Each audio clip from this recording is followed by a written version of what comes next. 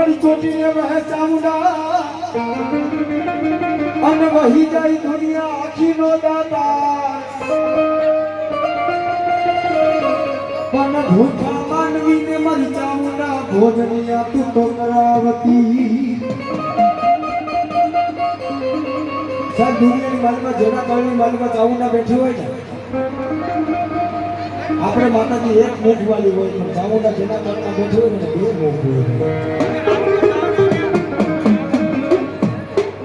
ઊંચા નીચા ગોગડાની માલિકા જહા પીલે પોતાના શરીરની માથે એમ તો મારી ચામુંડા હાટો થઈ અને શરીરને બલિદાન કરી દીધું